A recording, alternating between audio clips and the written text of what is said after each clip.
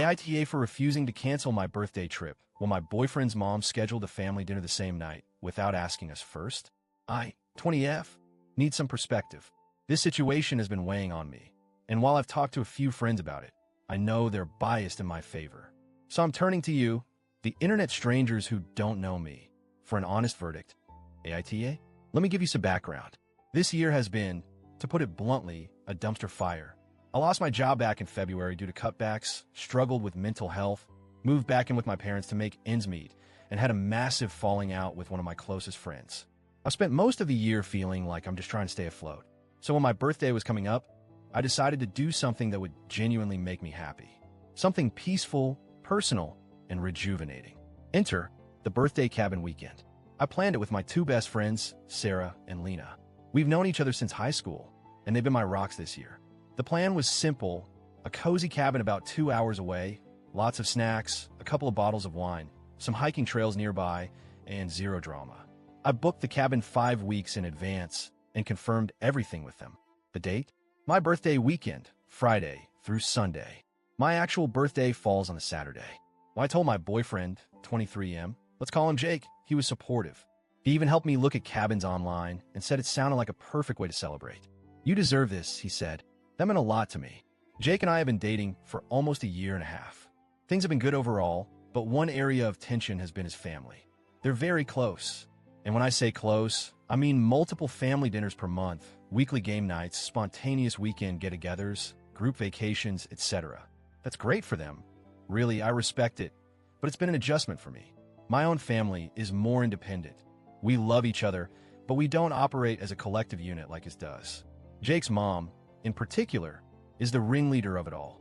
She likes being in control, planning things, deciding who does what and when.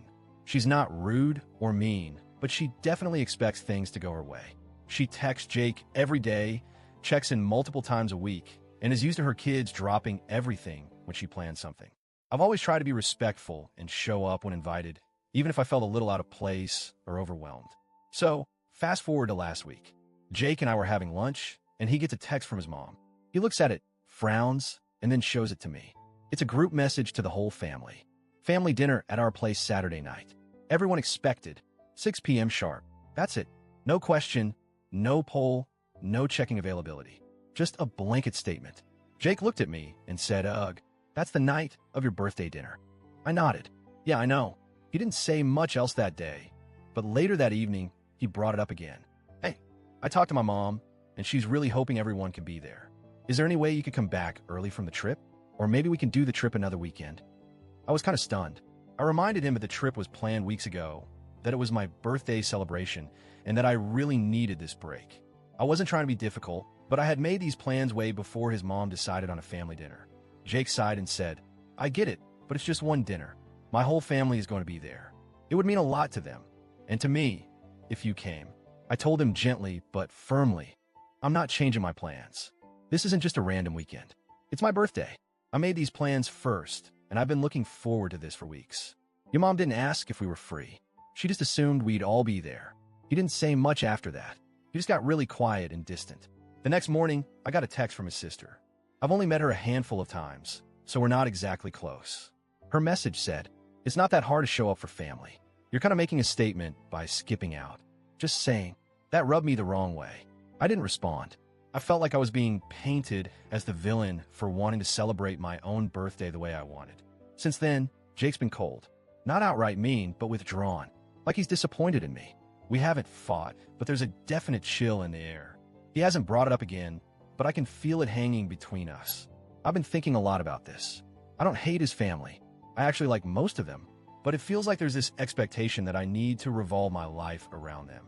And that doesn't sit right with me, especially when I'm not even officially part of the family yet. Jake and I aren't married. We don't live together. We're just dating. So, Reddit, AITA for sticking to my original birthday plans and not bending over backward to attend a last-minute family dinner. Update 1. Thanks to everyone who commented. A lot of you asked good questions and pointed out patterns I hadn't seen clearly. Like many of you suspected, this birthday conflict was just the tip of the iceberg. Over the past few days, I've been replaying so many moments in my head. Like the time Jake's mom scolded me for not coming to a cousin's graduation party because I had to work. Or the time she got upset that I didn't bring a homemade dish to a potluck because I brought a store-bought cake. Mind you, I asked Jake beforehand if that was okay, and he said it was totally fine. Or when I didn't wear a dress to their Easter dinner and she asked, "Don't you have anything a bit more traditional?" I never said anything. I wanted to be polite. I wanted to be liked. But this birthday thing, this was a line for me. And when Jake finally sat down with me yesterday, I told him that. I said, "Jake, I love that you're close with your family, but I need to be allowed to have a life outside of them. I planned this trip before your mom planned dinner. I'm not ditching anyone to go clubbing or something reckless. I just want a peaceful birthday weekend with two people who've supported me through a really hard year." He was quiet for a while and then said something that made my stomach drop. He said, "If we're going to have a future, you're going to have to be more flexible with my family. They're always going to come first." That hit me like a truck. I said, "Even before me?" And he didn't answer. I told him I needed some space to think. We haven't officially broken up, but we're taking a step back. I'm going on the trip. I'm bringing a journal, and I'm going to do some soul searching. Because if someone really loves you, shouldn't they want your happiness too? I don't know what the future holds, but I do know this.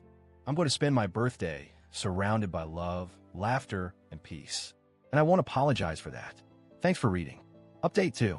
The cabin weekend was incredible. Peaceful, quiet, full of deep talks with Sarah and Lena, homemade pancakes, and starry skies.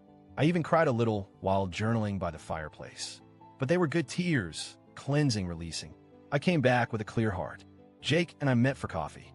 I told him I couldn't be in a relationship where I'd always be second to people who didn't respect me as I am. He said he wasn't ready to choose between me and his family. So we ended things. It hurts, but I feel free. AITA? No. I was just a girl who wanted her birthday to feel like her own. And that's not selfish. That's human.